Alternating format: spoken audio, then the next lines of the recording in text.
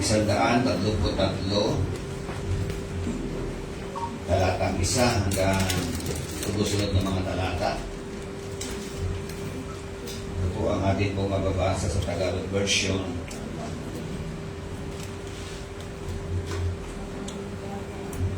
Napakaligaya at kahanga-hanga sa ating pangmasid ang nagkakaisa at laging sama-sama na magkakapatid. Langis ng kulibo ang nakakatulad at nakakawangis sa ulo at balbas nitong si Aaron. Kapag ipinahid, umaagos ito't nababasa pati ang suot na damit. Katulad din ito'y hamog sa umaga sa bundok ng Hermon na dumidilig sa dakong maburol na bundok ng Siyon. Sa lugar na ito, nangako si Yahweh ang pangakong buhay na mananatili magpakailanman. Tayo mo lahat ay umuko, manalangin. Purihin ka, aming Diyos na dakila. Salamat po sa umaga po ito, sa araw na ito, Panginoon, na kami ay naririto. Idinako mo po ang aming po mga paniyapak upang kami ay sama-samang magpuri sa iyo, sama-samang maglaan ng pananambahan sa iyo, Panginoon. Salamat sa presensya ng bawat isa, Panginoon. Higit sa lahat, salamat po sa iyo pong banal na presensya na nasa amin po kalagitnaan. Ang aming panalangin, Panginoon, samahan mo po kami lahat. Gabayan mo po kami lahat, Panginoon. Habang binubulay-bulay po namin ang iyong mga salita, ikaw po, O Diyos, ang siyang mangusap at kumilos sa amin po kalagitnaan. Gamitin mo lamang po ang iyong abang lingkod bilang daluyan ng iyong mga salita. At sa iyo pong mapagpalang kamay, amin pong ipinagkakatiwala ang tagumpay. At dahil diyan, Panginoon, inaangkin na po namin na pinagtagumpay mo na po kami. Pinagtatagumpay mo na ang mga salita mo na amin pong pagbubulay-bulayan sa amin pong mga puso. We thank you so much, O God. We bless you. We magnify your holy name. Ito po ang aming samo at panalangin sa dakilang pangalan ng aming Panginoong Jesucristo. Ang lahat ay magsabi ng Amen at Amen. Palakpakan po natin minsan pa ang Panginoon.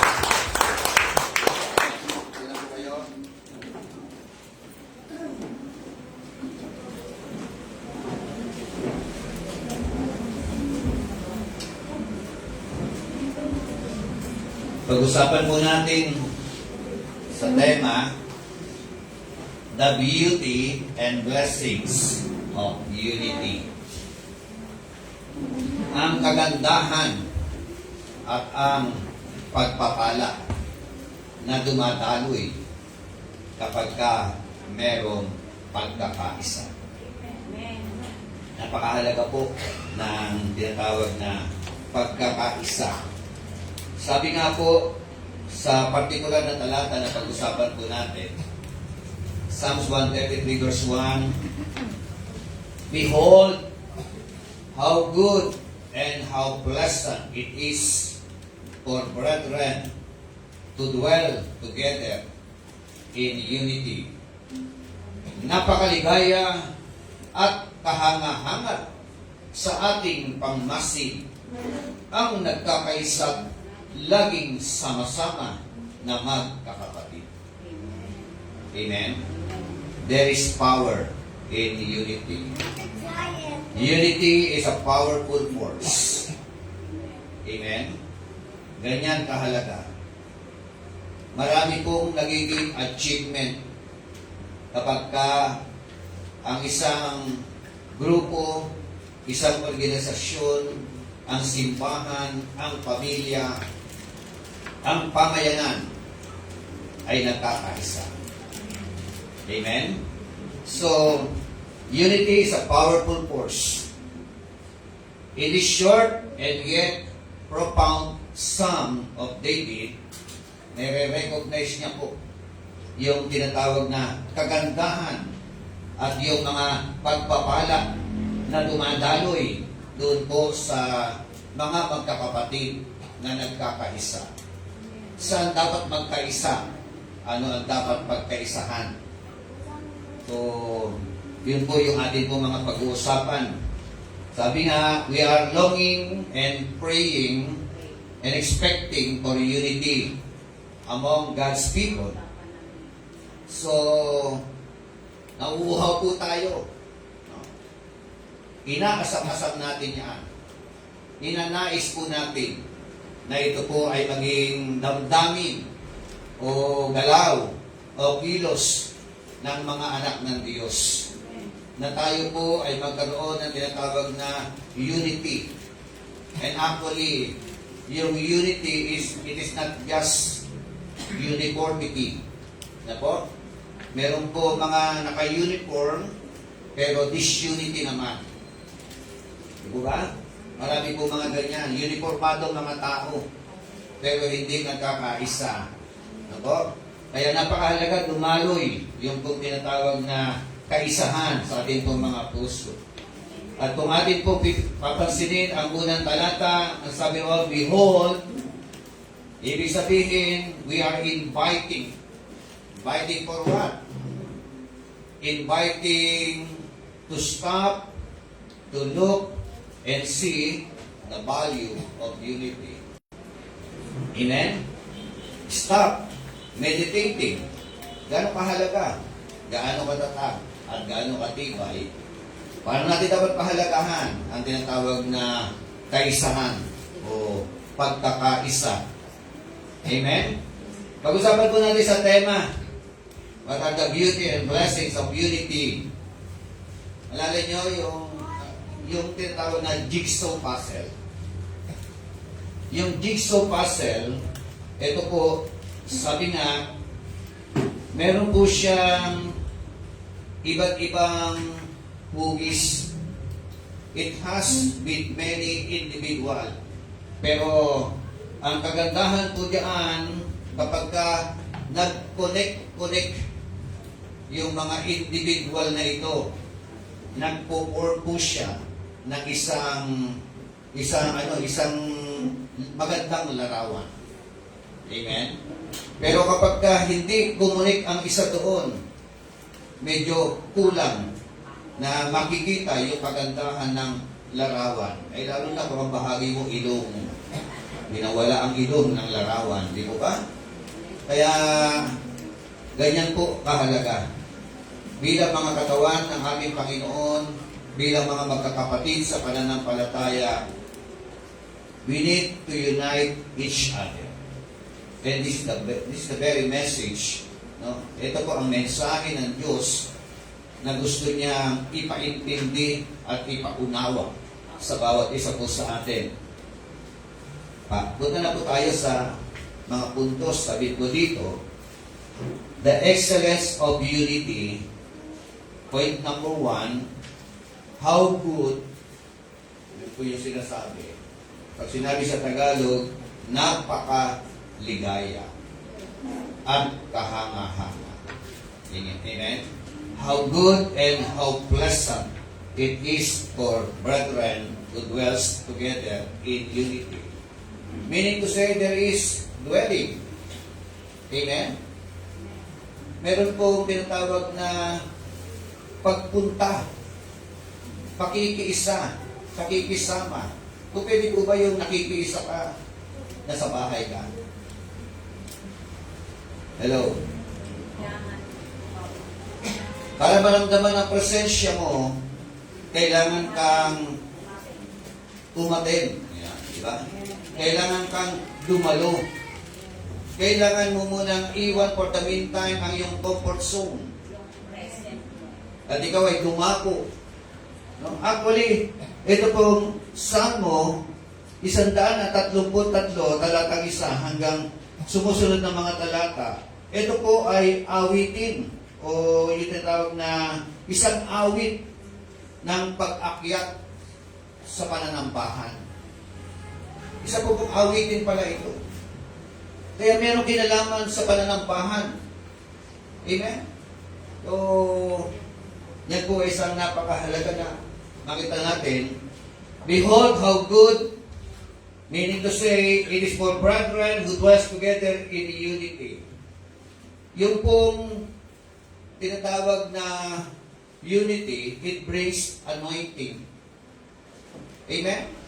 Ito lang pala ay nagdudulot ng tinatawag na anointing. Hindi, anointing tuloy, ano? Anointing. Ito yung madalas na pagdako sa gawain ng Panginoon. Nagkakaroon o dumadalo yung anointing sa isang tao. Kapag tama ang puso mo, amen? Pag tama ang puso mo, pag tama ang layunin mo, pag maganda ang purpose mo, unti-unti siyang dumadaloy sa iyong personal na buhay, yung anointing. Amen? Oo. Katulad niyan, gusto ko nang banggitin, Sister Joy. Nung unang pagpapaawit niya, medyo, di ba? Medyo supply. Sabihin ko na, no? Pero, habang tumatagal, lalo na kanina, may anointing, di ba? Amen po ba? Tao ba, mga musikero? Nanandaman niyo ba yun? Mga musician? Pati mga back-up, ano? So, yun po yung nagagawa. Sabi nga ay, practice makes perfect. Amen? At yung nagpa-practice na merong humility, nakakapag-exhort. Kapag na muli, baka magiging preacher siya, si Sister Joy, di ba? So, ayun po ba? So, ganun po, meron pong exhortation talaga. Habang yung back-up, kumakanta sa likod, yung song leader, nag-exhort. Kasi nararamdaman niya ang mensahe ng awit. Amen? Glory to God. So, it develops. Ano po? Nagde-develop. Amen? Hindi naman lahat tayo anointed ka agad eh. Tama? Marami sa atin anointed. Anointing, ang anointing. Di ba? Pero, lumalaon tumatagal. No? Habang ikaw ay nagpapagal. Bakit? Kasi nga po, nagkakarga ka. Pag ikaw may karga talaga. Hello? Pag may karga ka sa puso mo ng mga hinanakit at galit at sama ng loob, higit sa lahat sa kapwa mananampalataya, hindi po anointing ang dadaloy sa iyo. Amen. So, sabi nga how good and how pleasant it is for brethren who dwells together in unity. Amen?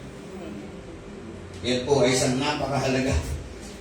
Sabi nga sa Hebrew, yung salitang good, to implies moral excellence. Amen? Ano pala yun? TOB, TOB. Ang implication, individual. Tayo na sumasama sa kabulungan. Kailangan mo mag-strive. Kailangan mo ma-achieve. Kailangan mong abutin yung tinatawag na moral excellence. Amen? Pag meron kang ganong klaseng pananaw, yan po ang simula ng pagdaloy ng anointing sa iyong buhay. Amen? Lord, tingnan niyo po, even the Lord our God, ang prayer ng ating Panginoon Jesucristo sa John chapter 17, verse 21, Jesus prayed that His followers would be one. No? As the Father and our Lord Jesus Christ are one. Amen. Tingnan niyo po yung epekto ng tinatawag na kaisahan. Kaisahan nino. Sila nga, ang Ama at ang Anak, sabi niya, ng John chapter 17, verse 21, magkaisa sila. Kaya yung prayer niya na ito, Lord, I pray for them. I pray for my followers. I pray for every Christian na sila ay magkaisa. Amen? Katulad natin. Ikaw at ako ay iisa. Amen? Yung magkaisa, kaisa ng Ama at ng Anak. The Father is distinct from the Son. Katulad ko, ako ay distinct sa inyo. Tama? Iba ako sa inyo. Iba kayo sa akin. Iba si Sister Gloria, Sister Baby. Di ba? Pero, ang gusto ni Lord, magkaisa tayo. Yun ang unity. Yun ang kaisahan. Iisang layunin. Ang layunin po natin, maitaas, maibandila, maibandana ang dakilang pangalan ng Panginoon sa ating mga personal na buhay. Amen.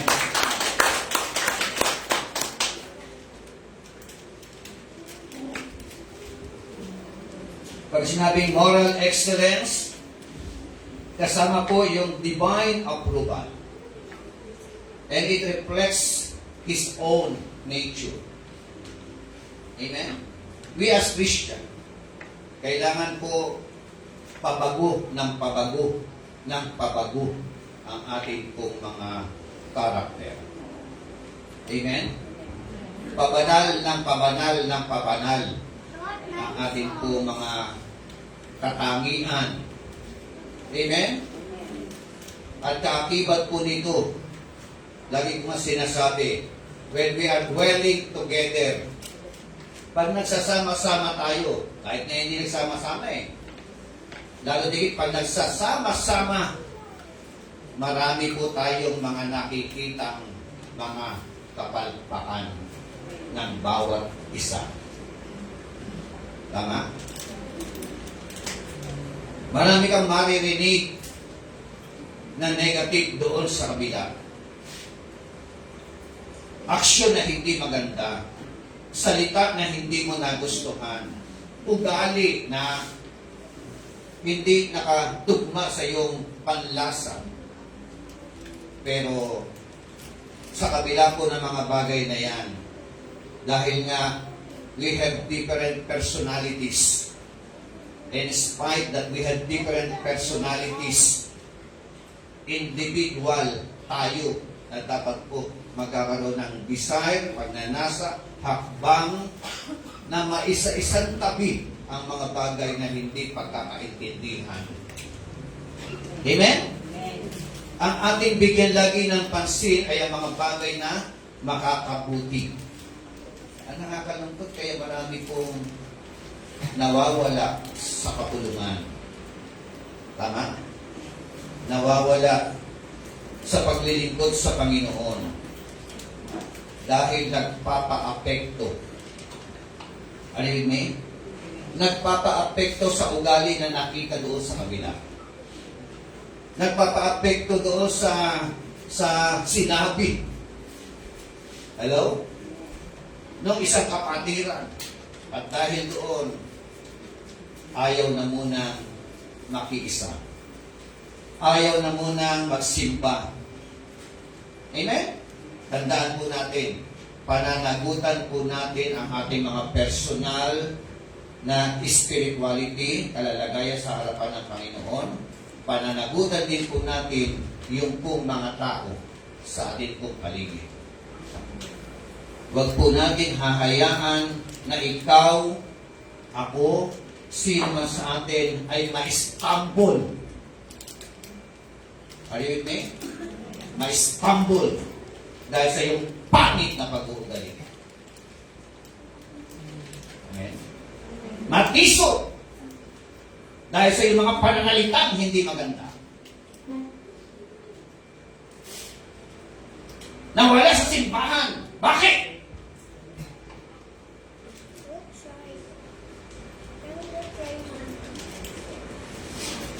Kasi po si ganito. Kasi po si ganito. Hindi po makakatulong. At dahil hindi makakatulong, hindi po kailanman matutuwa ang Diyos sa iyo. Amen po ba? Amen. Glory to God. Yan po yung kanyang prayer. Kung gano'n ang kanyang prayer, 17:21, basahin ko lang po sa Tagalog para lalo maging klaro ng aklat ng John. Sabi po niya, Ama, maging isa nawa silang lahat. Kung paanong ikaw ay nasa akin at ako'y nasa iyo, gayon din naman, maging isa nawa sila sa atin upang ang sanlibutan ay maniwala na ikaw ang nagsugo sa akin. Amen? Glory to God. It empowers the church. Unity empowers the church. Pag may pagkakaisa, lumalakas ang iglesia. Lumalago ang iglesia. Dumadami ang mga nagiging mga mananampalataya. Eh halimbawa, magkaisa lang po tayo ng umayo at mag-akay ng mga tao. Di ba tatapin? Magkaisa lang po tayo na isama ang ating buong pamilya o sambahayan sa gawain ng Panginoon. Sigurado po ang pagdami. Amen? At nakakalungkot, yung iba sa atin, nai-Istanbul yung miyembro ng ating pamilya. Are you with me? Yung iba sa atin, kagagaling mag-share sa ibang tao. Pero pagdating sa ating kasambahay, kitang-kita ang pangit na pag-uugali. At dahil kitang-kita at ramdam na ramdam ang mga pangit na pag-uugali, kahit anong akay mo dyan sa iyong mga mahal sa buhay, dahil tisod na tisod sa iyong pag-uugali, hindi po kailanman sasama. Are you with me? Wala po akong pinapatamaan. General, pakalahatan. Sabi mo sa katabi mo, umayos ka.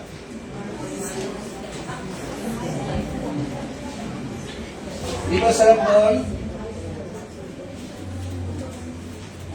Sabi nga unity creates an atmosphere for God's power to move. Amen? It creates an atmosphere. Anong klaseng atmosphere? For God's power to move. Napapagalaw pala. Napapakilos ang kamay ng Diyos kapag nakita niya ang kanyang mga anak nagkakaisa. Yung pagkakaisa na meron na tawag na harmonious and loving relationship to each other. Amen? Yan ang unity. Kahit na pangit ang ugali ng isa. Dahil kapatid sa pananampalataya, dapat mong mahalin. Ikaw naman na pangit ang ugali. Huwag mong hayaan na habang buhay ka pinagtatagaan.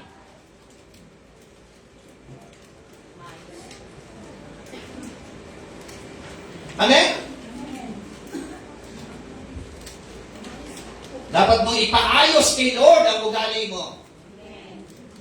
Upang sa ganun, hindi ka habang buhay na pinagtatagaan ng mga kapatid sa pananampalataya. Glory to God. Unity shows the world what God's love looks like in action. It shows the world. It shows our neighbor. Amen? Ganda na samahan niya sa agape. Ganda na relationship diyan.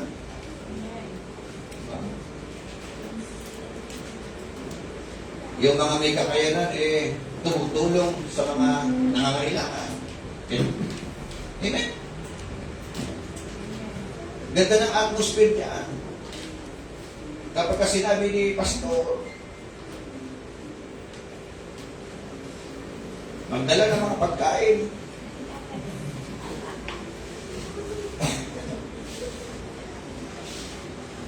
nagdadala!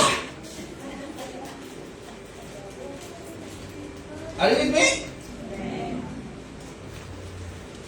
Sister Tina, no? Sister Tina. Sister Tina. Kahit maliit na bagay lang, mapaligayan niya na yung pastor. Dalahan ako kayo dito. Dalahan ako ng mga maliliit, biscuit dyan. Hindi ko alam kung saan galing. Pero na-appreciate ko po yun. Personal. I really appreciate it. Alam na yung mga banggitin pangalan ko ba? Pero, yun po, no? Hindi po, kahit, huwag sa akin ninyo gawin, ano? Gawin po ninyo sa kapwa-kapatid. Amen? Lalo na po yung kapatid ninyo, alam niyo nangangailangan. Yung maliit na hakbang, a little things, na pwede niyong gawin, na nakakapag-spark ng heart. Amen? Are you with me? It reflects God's love. And unity shows the world what God's love looks like. In action. In action. Nasa gawa. May gawa. Sabi nga, if unity is good to God, it must be precious to us or to God's people as well. Amen? Sabi sa Tagalog, kung ang pagkakaisa ay mabuting bagay sa Diyos, of course, higit sa lahat, ito po ay mabuting bagay sa bawat mananampalataya. Amen? The excellence of unity. Kaya sinabi niya, how good. Pangalawa, the enjoyment of unity. Yung salitang how pleasant. Amen? Ano ibig sabihin ng how pleasant? Pleasant in Hebrew, naim. Naim. Meaning, delightful, sweet, and enjoyable. Pleasant. Tinan mo nga yung katabi mo. Pleasant ka. Enjoyable ba? Diba? Naim ba? Naim. Diba? Yun bang kapag wala ka sa loob ng simbahan, parang hinahanap-hanap ka, pag absent ka, diba? Kapag ka hindi ka naim, kahit wala ka, 1 taon, wala lang. Hindi apektado. Amen? Tignan mo yung relationship, good, pleasant. Meaning to say, your very presence is very enjoyable. Amen? Your very presence, kasi iba minsan yung presence mo, nakakatisod, nakakasar, nakakainis. Diba? Salita ka, nonsense. Pero may mga tao, pagkausap mo, parang bakit kausap. Are you with me? Yung pag-aaral mo, parang hindi ka na, hindi nakaka-bless. Hindi mo yung katagot, nakaka-bless pa? Nakakatuwa ba? O nakakaasar? Ayun. Pleasant, how good and how plus son. It is. Nangyayari kailan yun? When we are dwelling together. Amen? Dwelling together. Lalo na kapag pangit ang ugali ng asawa mo, talagang how unpleasant it is na makita. Di ba? Kaya kapag maganda ang samahan, maganda ang relationship, maganda ang pakikitunguhan ng bawat isa sa atin, very enjoyable ang presensya ng bawat isa po sa atin, ikaw po ay sabik na dumating ang araw ng linggo. Tama po ba? Parang gusto-gusto mo Sunday palagi. Kasi makakadaw pang palad ko na naman yung aking kapatid na very pleasant. Di ba? Makakadaw pang palad ko na naman yung mga usher dyan sa lipunan na nakangiti. Di ba? Makakasama ko na naman sa church, yung po mga mababait na mga kapatid. Ano yun ba? Kita nyo, no? Yun po yung atmosphere na gusto-gusto ng Panginoon na mangyari. Yun na rin. In other words, unity is not just right. It is refreshing and joyful. Amen? Ang unity, hindi lamang tama. Tama yan. Pero, ito po ay refreshing. Pagka nagkakaisa tayo, nare-refresh tayo. Amen? Tingnan mo nga yung katabi mo kung refresh. Di ba yung fresh, nakaka-refresh? Hello? Yung mga taong depressed, dahil na-oppress, ay nare-refresh. Amen? Sabi po ng talatang 2, balikan ko lang yan.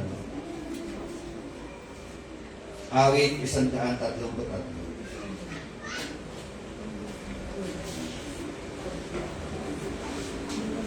Langis ng ulibo ang nakakatulad at nakakawangis sa ulo at balbas nitong si Aaron kapag ipinahid.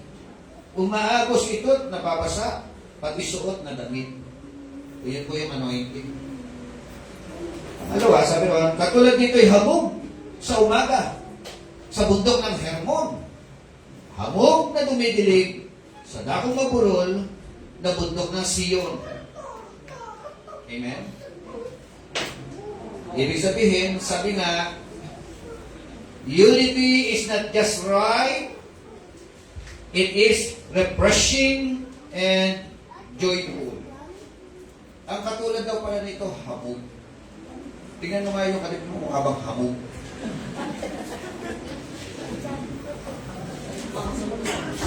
Hamog. Na yung hamog, mula sa Mount Hermon, diba? Nakakita na yung hamog. Ano ba yung hamog? Sa umaga, no? Sa umaga. Yung para mangulak-ulak. Yun. Ganun pala yun. Mula sa Hermon, sa bundok maraming hamog. Diba? Pag nasa bundok ka, pinakamataas sa bundok namin hamog ka. Yung hamog na yan, magpo-flow. Punta raw sa Mount Zion. At pupunta doon sa mga gilid-gilid, sa mga tabi-tabi mga lupa na yan. Sa Baguio. Diba? Yung hamog na yun. Kaya sarap ng, di ba, very fresh and refresh sa mga lugar na mahamog. Kita nyo, very fresh and refresh sa mga lugar na mahamog. Amen? Kaya, kapag ikaw nasa church, kasama mo yung mga hamog. Amen? Nire-refresh ka. Hindi mo yan, nakaka-refresh pa. Nuulit ko, no? Yung mga depressed, nare-refresh. Kasi ang layunin ng hamog, to fructify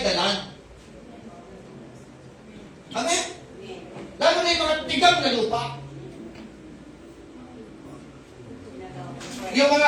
Yung mga taong ang buhay nila ay malungkot, sumasaya nung makita si Hamog. Nung makadaupang palad si Hamog. Amen? Na-refresh ang buhay. Yung gusto nang magpakamatay, nakausap si Hamog. Nagbago ang pananaw. Sumayang bigla. Kaya kapag ka ikaw ay daluyan ng pagkatiso, hindi ka Hamog. You are not qualified, mawawala ka sa kalipunan. Tama ba? Kasi nag-i-enjoy lang na magsama-sama ang mga Hamog. Amen? Na ang dumadali sa kanyang puso ay ang pag-ibig ng ating Panginoon Diyos na ipinapadama niya sa mga mananampalataya, kapwa Hamog, at sa mga hindi Hamog, na nagiging Hamog. Wait, ano nga, yung mga kalatahan na sabi natin. Glory to God. Napakasimple mga talata. Pero, it is refreshing and joyful. Nakatingin po yung mga tao sa atin. Mga nasa labas. Tingin sila sa atin. Hindi ba nakiking balita? Amen. Anong meron sa agape? Anong atmosphere meron sa agape? Hamog. Puro hamog. Ito. Yan. Inulit ko, no? Ang layunin ng mga hamog to fructify the land. Amen. Diligan ang buhay ng mga tao ng mga walang pag-asa. Amen? Kapag ka ikaw nahamog nung makausap ka, sa halip na nagkapag-asa, ay lalong nalilubyo ang buhay. Nadidilubyo ang buhay eh. Nung makausap yung Kristiyano, ano kaya, nakakadilubyo ng buhay? Hindi matutuwa si Lord sa'yo. Amen? Hindi ka nakakatuwa. Narinig mo? Kapag ka ikaw ay source ng katibisuran, hindi ka nakakatuwa. Amen? At lalong hindi natutuwa ang Diyos sa iyo. Tama ba? So, makita natin ating mga sarili. It brings a sense of peace and satisfaction that nothing else can provide. Amen. Ito na po ay nakapagbibigay ng kapayapaan at nakakaranas ng satisfaction na hindi po kayang ibigay ng mundo. Amen? Only God.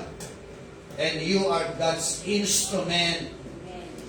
We are God's instrument para yung mga tao sa mundo na walang pag-asa kahit mga mapera ay magkakaroon ng kapayapaan sa kanila po mga puso. Pagpakan natin si Lord, to God all the glory. Yung pala yun. Salmo 122, talatang 1.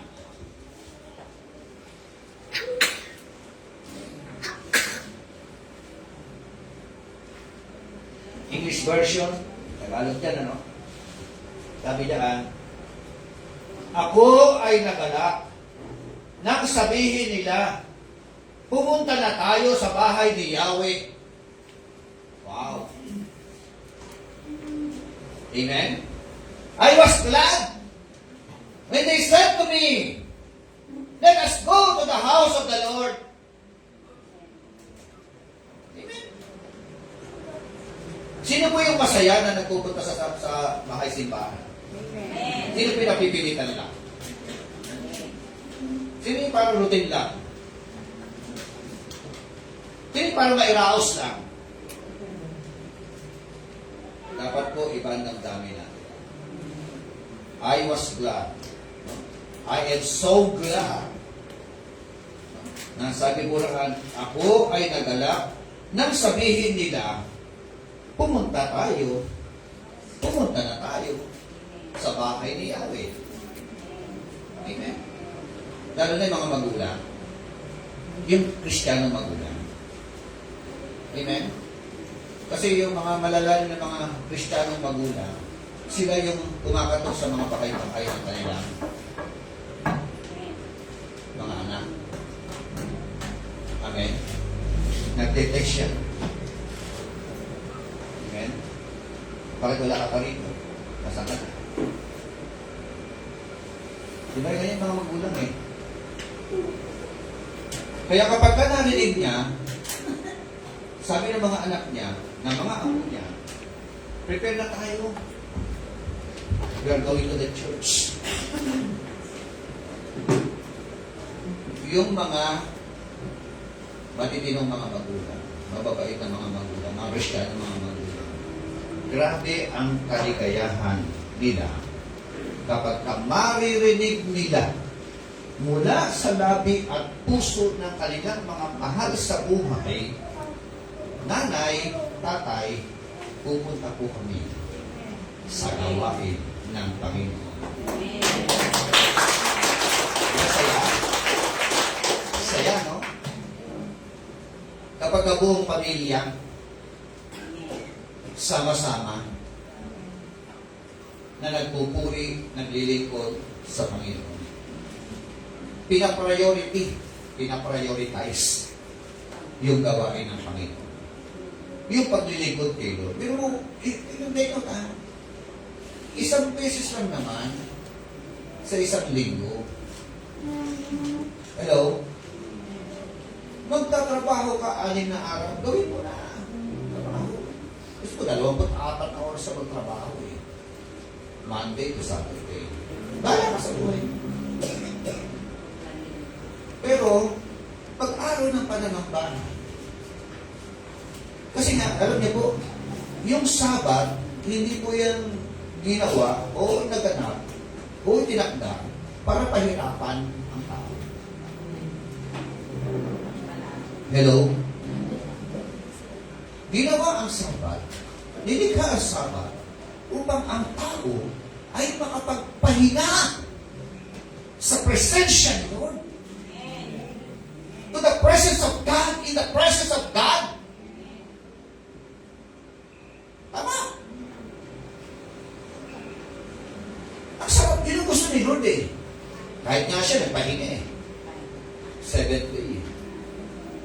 Diba? Why not? Tayo mga Christian. Tayo mga mananampalataya. Take note ha. Yung pagpapahinga na ito, it is not for the sake of our God. Yung pagpapahinga na ito, it is for your sake. Hello? For your sake. Pag nagpahinga ka, sa presensya ni Lord, lalakas ka. Magpapanibagong sigla ka. Para kang makakina. Ano yun? Sige, ubusin mo oras mo. Kung trabaho. Wala problema. Hindi ka naman pipili ko ng diin mo. Tama ba? Hindi naman eh. Kaya gusto mo yan eh. Ang mahirap kasi, church, kapag kayo, yung forced rest. Di ba? Forced rest. Ano yun? Dahil nga, sobrang pagod ka, sobrang abala ka, sobrang stress ka, kakasakit. Di ba? Kaya, pinagpahinga ka ni Lord. Tawag doon, forced rest. Pag matigas pa rin ang ulo mo, rest in peace.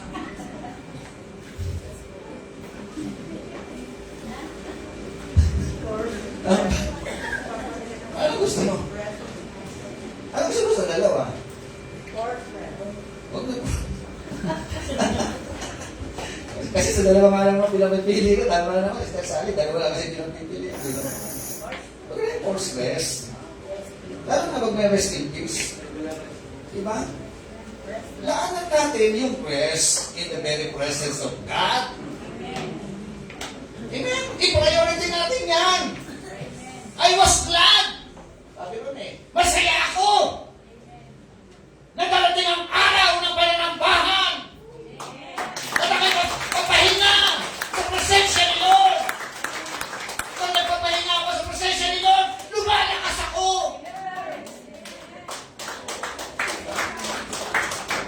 Huwag magsimba. Pinanghina ang inyong mga spiritual na katawan. Buwan lang ito. Nanlulupay-pay ka, madali ka matukso. Madali ka ma-stress. Madali ka magalit. Madali kang bumigay. No? Pero pag kargado ka ng salita ng Diyos, nasa presence ka rin, Lord. Kahit anong sugba ng kaaway, hindi ka bibigay. Amen po ba? The enjoyment of the unity. Siyempre nga naman, kapag ka nasa church ka, kailangan ma-enjoy mo yung mga pagmumukha.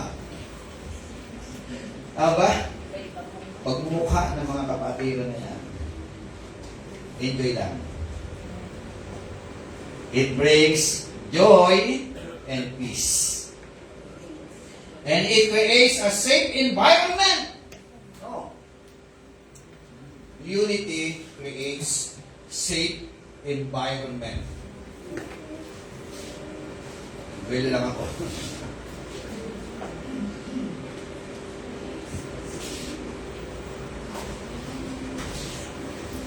Safe environment. Dapat. As we gather together, sama-sama tayo. Safe ka. Amen? Nag-create ka ng safe environment. Alam niyo? Meaning to say, ikaw na individual, ako na individual. Tayo, na mga individual, dapat, si Sister Gloria, safe ka sa presence ni Sister Baby.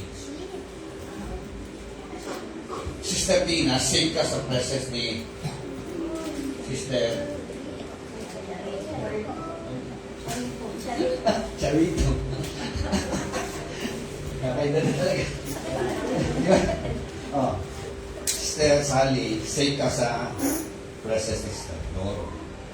Diba? Safe environment I agree. We are safe in the very presence of each other. Amen? Hindi ka papatukan yan. Tama? Hindi ka puputusan yan. Tama? Wala namang siguro ganun gagawa. Ito po. Ikaw na individual, hindi ka magsasalita ng laban sa Kanya, ng negatibo sa kapwa mananampalataya.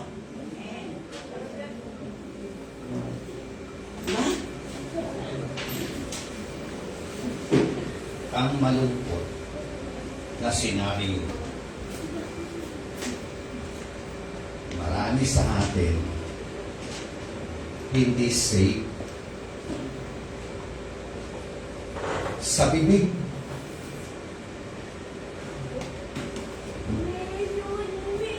Yung bibig na yan, lagay nyo na zipper yan. Tama ba? Lalo mga babae, hindi ko alam, may mga lalaki na siguro. Walang iingat magsalita. Alam niyo po, ito para maging safe Nag-uusap halimbawa si Sister Sally. Halimbawa lang ang lahat na. Walang totoo na. Halimbawa lang. Tapos, Sister Baby, magkukwento kay Sister Sally laban kay Sister Carito. Sample lang. Hindi safe yun. Hindi bali ko may kukwento mo, lifting up. Hello? na itataas. Pero pag nag-integrate ang buhay, sinasalaula mo ang buhay ng isa, nasasalita ka ng negative laban sa kanya, hindi maganda. Hindi matutuwa ang Diyos sa'yo. Hindi ka safe. Are you with me? Don't talk negative against each other.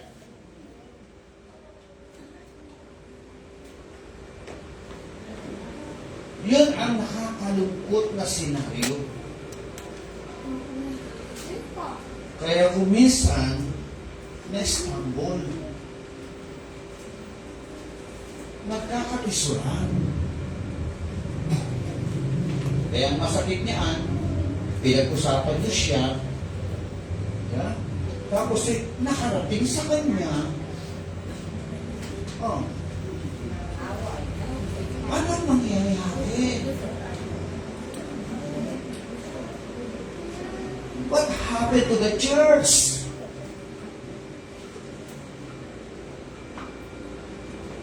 Nasaan ang unity?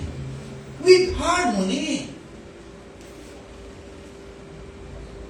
Tama po ba? Are you safe? We are safe. Are we safe?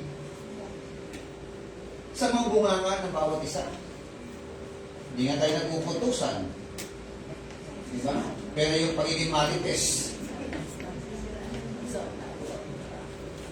Tama ba?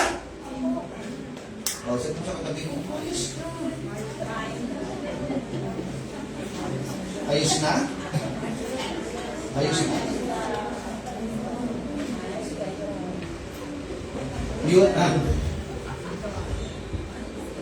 We are creating safe environment. And as we are creating safe environment, you as an individual, you are accountable for that. I am accountable. Ako, iniingat-ingatan ko kailangan talaga. Maingat ako magsalita. Hindi yung, kung ano naramdaman mo. Oh! Kahit kanino, huwag kang mamimili ng bukwento. Pag negative. Amen? Ang nangyayari tuloy, kampi-kampi. Diba? Nakasa galit. Bumuho ng alyansa. Amen? Sabi mo nga, safe pala ako sa iyo. Safe pala ako sa iyo. Safe pala. Kaya umayos ka. Amen? Oh. Pakaingat-ingat tayo sa ating ugali, aksyon, salita, pakikitungo, everything. Amen? Oh. Okay na ba yan?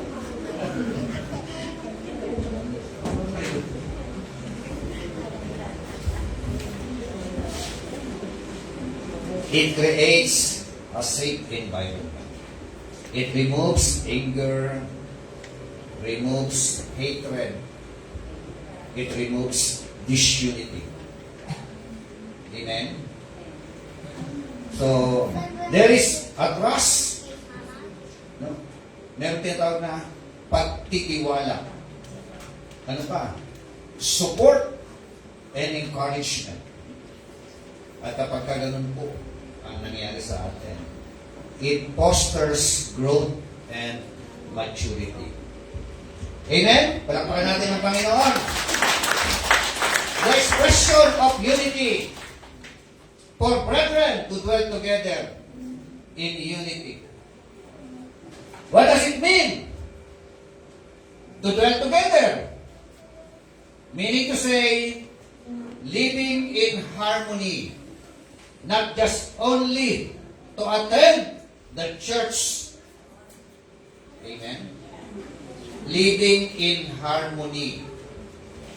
Hindi lamang ang pagdalo sa gawain ng Panginoon. Ano pa? Ibig sabihin, supporting one another. Amen. Galatians chapter 6 verse 2. Kung ang ating mababasa,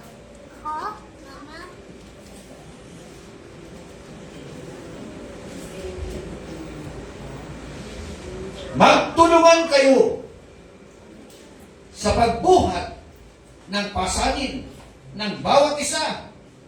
Sa gayong paraan ay matutupad ninyo ang kautusan ni Kristo. Amen? Supporting one another. Working together for God's kingdom. Amen? Yan ang pakikiisa. Makiisa po tayo para ang kaharian ng Diyos ay lumaganap. Ano nga kaparaanan? Kaya meron tayong plano, preaching ng Word of God, Gospel, Evangelism. Isa po yan sa pagpapalaganap. Serving together with one purpose and one mission to advance the Gospel. Amen. Paglilingkod, sama-sama. Na isang layunin, isang misyon, may palaganap ang Ebanghelyo. Amen? Ganyan po kahalaga. In conclusion, David declares that it is good and pleasant for God's people live in unity. Yan ang kanyang deklarasyon. Napakabuti, napakaligaya, hindi lamang napakaligaya, kahanga-hanga pa. Yung mga magkakapatid na nagkakatipon na may pagkakaisa, na may pagmamahalan. Amen?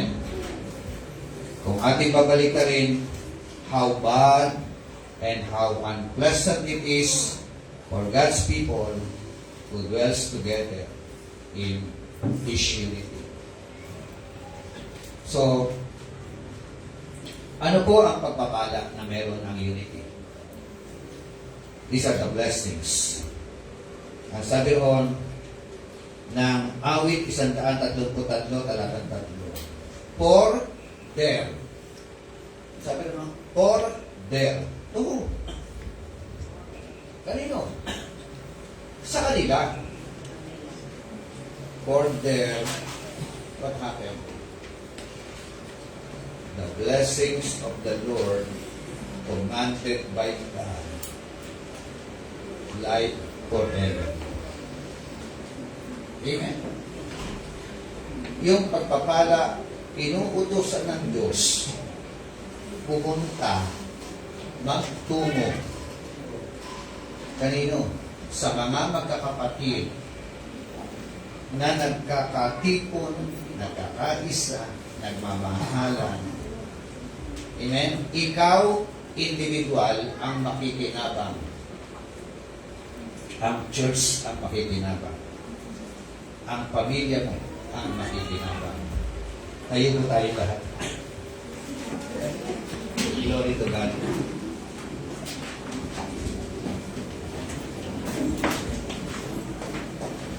Ganyan pala kahalaga.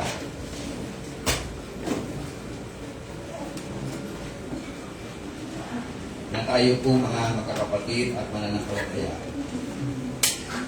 The Bible said in Psalms 133, behold how good and how pleasant it is for brethren who dwells together in unity. It brings anointing. Unity brings anointing. Personally, anointing sa iyo, anointing sa church, anointing sa pagtayo mo, pagganap mo ng mga gawain. Kasi po, ang pagganap sa gawain, hindi lamang tatayo ka, hindi lamang yung kakanta ka. You can sing, pero ang tanong, may anointing ka. Babasa ka ng Bible. Lahat tayo pwede. Ang tanong, may anointing ba yung pagbasa? Mag-exhort ka. You can exhort. But the question is there an anointing? Pwede mong gamitin ng mga sound system na ito. Drums, gitara, microphone. Ang tanong, is there an anointing?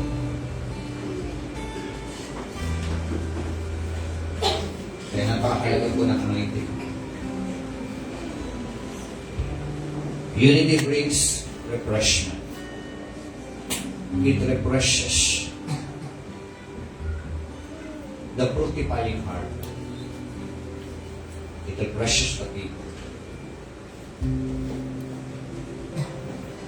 Magkaisa po tayo. Magmahalan po tayo. Dahil yan ang gusto ng Panginoon, ng ating Ama sa Langit, na makita niya ang kanyang mga anak na nagmamahalan, na nagkakaisa. Hallelujah. Meron bang tao na nasaktan sa iyo? Nakasakit ka ba ng damdamin ng kapwa mo, ng pamilya mo, dahil sa salita mo, ng kapwa mo na ng palataya? Repent. Repent. Ayaw ni Lord na ikaw ay maging sanhi ng katibisuran. Ang nais ng Diyos, ang buhay mo na yan, napahiran niya sa iyo, ay magamit niya upang ang mga tighaw na puso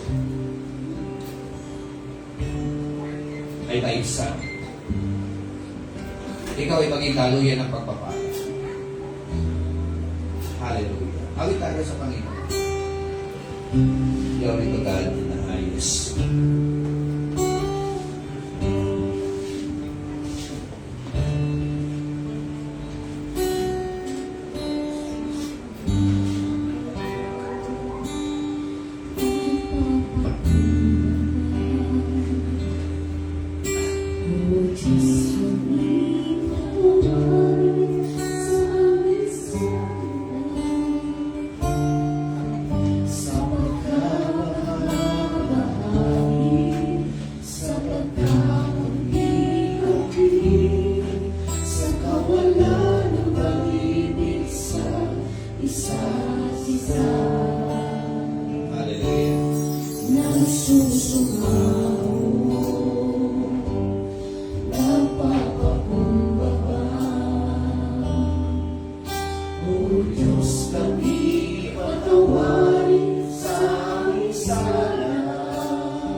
Pwede ko ba itaas natin yung mga kamay sa presensya ng Panginoon?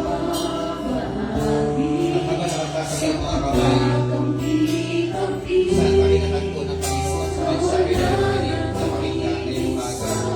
Saan pakinatan mo? Narito po ako ng Espiritu sa akin po kalagitnaan.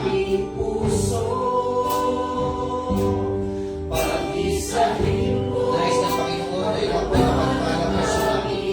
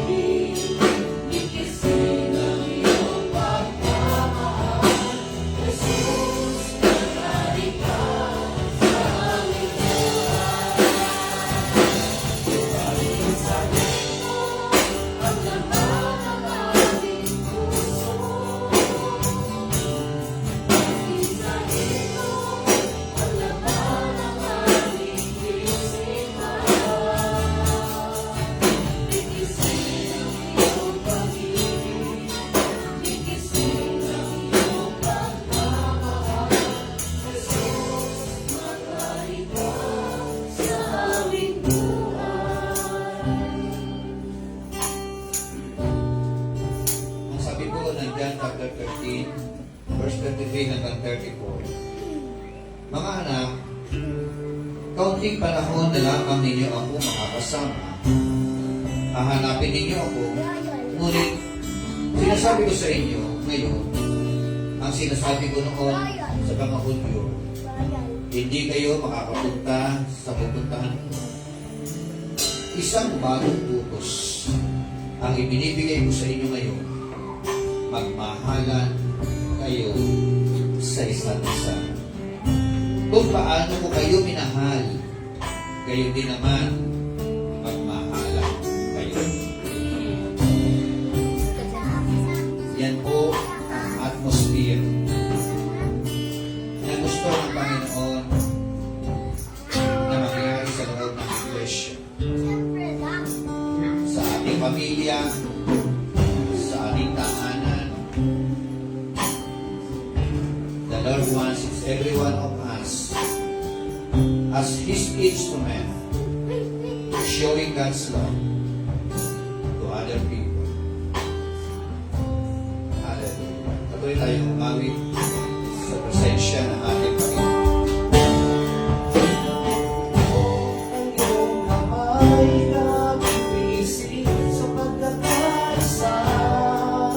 Mga George, na pa, pwede ko ba tumami po tayo sa bawat isa, matamayan tayo. Iparami na po natin ang partner na pagbalik.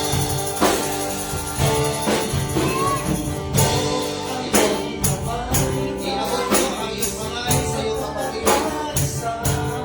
Amay mo siya, iparamdam ang pag-ibig at pagmamahal. Brother, I love. Dati kahit ang love.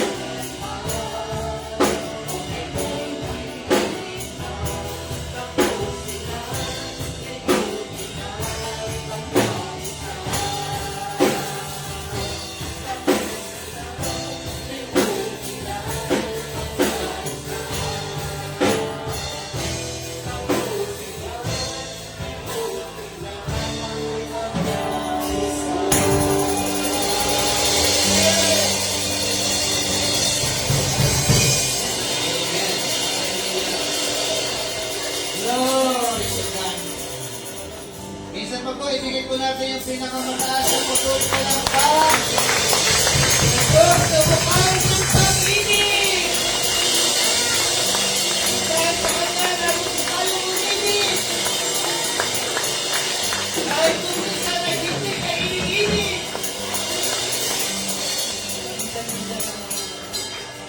Okay, hallelujah! Taas po natin yung mga kamay.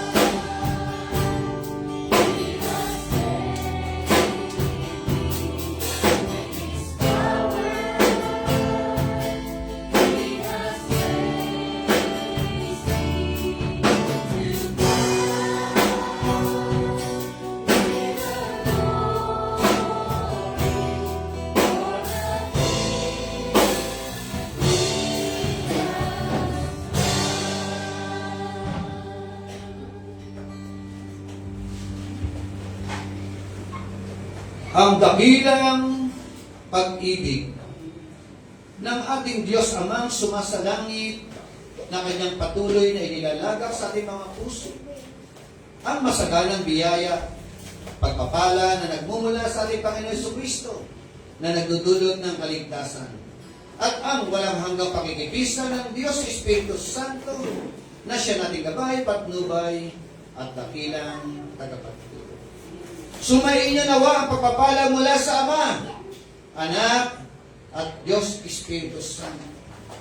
Ang lahat ng mga anak ng Diyos na nakahandang maging daluyan ng pagmamahal, una sa Diyos, sa kapwa, mananampalataya, ay sumigaw ng malakas na. Amen! Amen! God bless us all. God, glory!